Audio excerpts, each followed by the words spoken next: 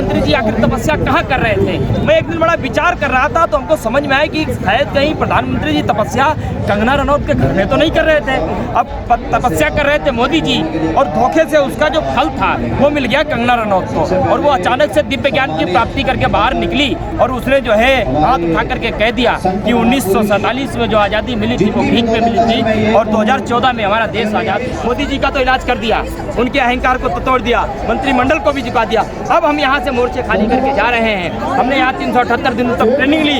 अब इस ट्रेनिंग की ज़रूरत हिंदुस्तान में तमाम लोगों को है। हम निकलेंगे अपने लोगों के बीच, एक एक करके लोगों को सिखाएंगे कि तुम्हारे हक और अधिकार कैसे लिए जाते हैं, उनको बताएंगे। और इनके जो अंधभक्त हैं अब ढूंढ करके एक वैक्सीन हमने भी तैयार की है, ढूंढ करके इनको वैक्सीन लगाएंगे और इनके हर एक फोबिया को, जो नफरती विचारधारा, गोडसेवादी विचारधारा होती है, उसको हम निकालेंगे, इनका इलाज करेंगे और पक्का इलाज करेंगे।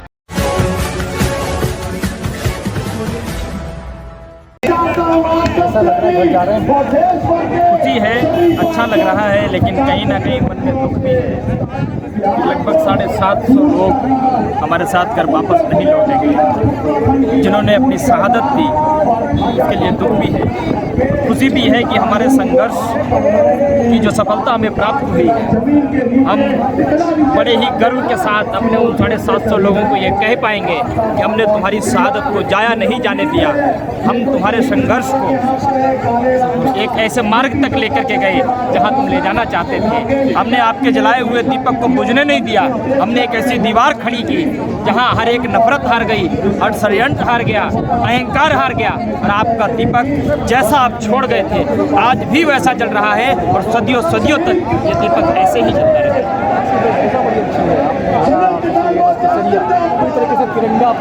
ये हमारे भारत के हर एक रंग है। आपने देखा होगा तिरंगे में 3 रंग हैं, तीनों रंग हमारे पास हैं। हमने इस किसान आंदोलन में जो सबसे बड़ी चीज़ पाई, हमने एकता पाई, हमने अखंडता पाई, हमने भाषा छोड़ी, हमने धर्म छोड़ा, हमने संप्रदाय छोड़ा, हमने मजहब छोड़ा, हमने टोपी छोड़ी, दाढ़ी चोटी छोड़ी, और सिर्फ एक ही चीज़ याद रखी कि हमारी जाति किसानी, हमारा धर्म किसानी। और यही एक धर्म, यही एक जाति किसानी को लेकर के ही हम इन मोर्चों से जा रहे हैं। लेकिन आंदोलन हमारे दिलों में आज भी जीवित है।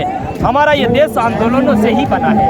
अगर मैं ये कहूँ कि आंदोलन इस देश का प्राण है, और आज प्रधानमंत्री जिस कुर्सी पर बैठे हैं वो प्रधानमंत्री की कुर्सी भी आंदोलनों से ही बनी है, प्रधानमंत्री भी आंदोलनों से ही पहुँचे हैं। और राम मनोहर लोहिया जी कहते थे कि जब सड़कें सूनी हो जाती हैं तो संसद आवारा हो जाती है। मैं कह देना चाहता हूँ इस सरकार से और तमाम अपने लोगों से कि अब आने वाले समय में हम ये सड़कें सूनी होने ही नहीं देंगे ताकि ये संसद आवारा हो पाए। मोदी जी ने तो चौकीदारी ठीक से कर नहीं पाई, लेकिन अब हम जरूर चौकीदारी करेंगे और संसद की चौकीदारी करेंगे। संसद में बैठने वाले लोगों की निगरानी करेंगे।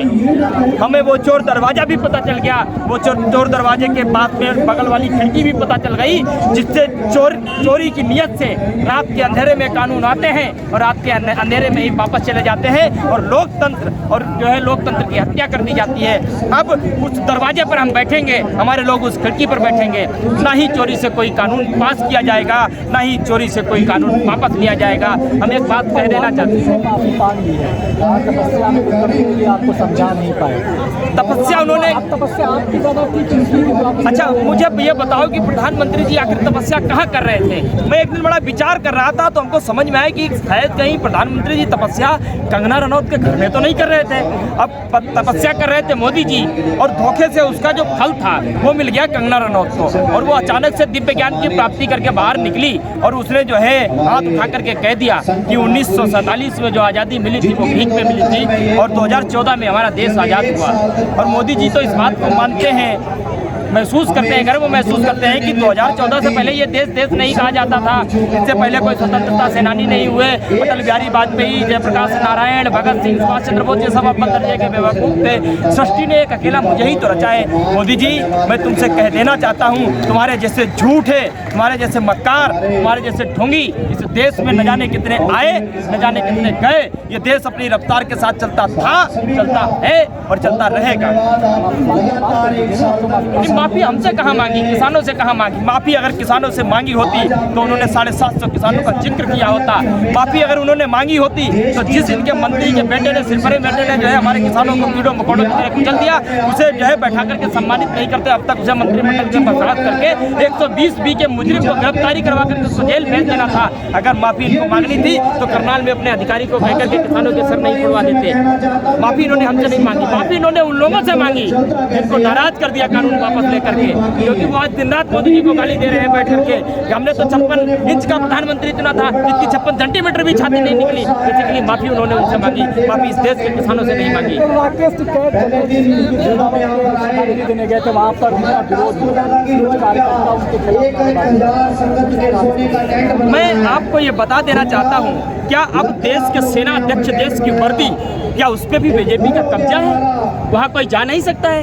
खाली आरएसएस और गोडसे और मनुवादी विचारधारा के लोग जा सकते हैं। वहाँ जो इनके 2-4 चिलांटू थे जो खड़े थे, इनके जो है अंधभक्त थे, एक किसान नेता जिसको इस देश ने संघर्ष करते हुए देखा, और वो किसान नेता किसानों का नेतृत्व करते हुए उनकी दुख दर्द पीड़, क्योंकि सेना का जवान हमारे घर से ही जाता है, इनके मंत्रियों के बेटे थोड़ी जाते हैं वहाँ, नेताओं के बेटे हमारे घर के लोग जाते हैं। उनको श्रद्धांजलि देने पहुंचा और वहाँ आप फूल जरूर नारे लगाते हो, उसको शर्म आनी चाहिए।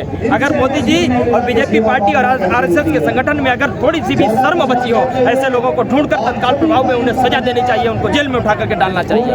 आने वाले दिनों में 5 राज्यों में चुनाव है, जो सरकारी समिति बना रही है, क्योंकि उस वक्त और अब के वक्त में थोड़ा बहुत बदलाव तो है। बिल्कुल बदलाव नहीं है, बिल्कुल बदलाव नहीं है, बिल्कुल बदलाव नहीं है, बल्कि ये देश बहुत अच्छी तरीके से समझ गया। और मैं शुरू में कह दूं, Modi ji tata bye bye, अब अपनी बात कहता हूँ, बदलाव कुछ भी नहीं है, क्योंकि आपके कोई डंडी मारते तो आप भूलते नहीं हो, आपको वो दर्द बड़ी देर तक याद रहती है जब तक उसका बदला नहीं ले लेते हो। और ये किसान जो है ये बदला लेने में बहुत आगे है, और चाहे वो 2022 में जो है उत्तर प्रदेश की सरकार हो, चाहे 2024 में भारत सरकार हो, इसको 378 दिनों में किए गए किसानों पर हर एक जुल्म, हर एक षड्यंत्र, हर एक अपशब्द का इनको खामियाजा भुगतना पड़ेगा, और इनकी सजा हम सुरक्षित करेंगे। इनको दंड कैसा दिया जाए और किस तरीके से दिया जाए। मोदी जी का तो इलाज कर दिया, उनके अहंकार को तो तोड़ दिया, मंत्रिमंडल को भी झुका दिया। अब हम यहाँ से मोर्चे खाली करके जा रहे हैं। हमने यहाँ 378 दिनों तक ट्रेनिंग ली, अब इस ट्रेनिंग की जरूरत हिंदुस्तान में तमाम लोगों को है। हम निकलेंगे अपने लोगों के बीच, एक एक करके लोगों को सिखाएंगे कि तुम्हारे हक और अधिकार कैसे लिए जाते हैं, उनको बताएंगे। और इनके जो अंधभक्त हैं, अब ढूंढ करके एक वैक्सीन हमने भी तैयार की है, ढूंढ करके इनको वैक्सीन लगाएंगे, और इनके हर एक फोबिया को, जो नफरती विचारधारा, गोडसेवादी विचारधारा घुसी है, उसको हम निकालेंगे, इनका इलाज करेंगे और पक्का इलाज करेंगे, फिर दोबारा बीमारी नहीं। मैं तो किसान आंदोलन में 378 दिनों तक रहा, यहाँ तो किसी के कोई नुकसान नहीं हुआ, हम तो यही हमने मास्क तक कभी नहीं लगाया। मैं ये नहीं कहता चीजें थी नहीं थी, लेकिन उसके नाम पर तुमने पूरे देश को गुमराह किया।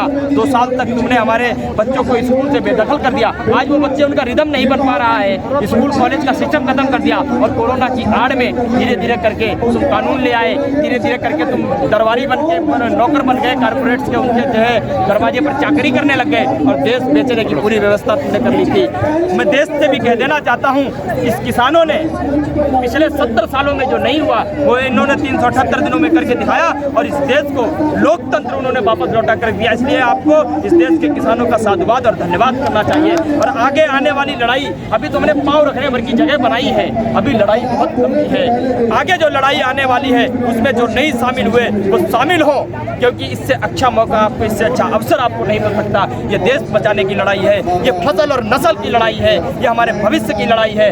मोदी जी, हम अतीत के अवशेष नहीं हैं, हम भारत के वर्तमान और भविष्य हैं, और ये आने वाला समय तुमको बहुत अच्छी तरीके से दिखाई भी देगा और इसकी गूंज तुम्हें सुनाई भी देगी।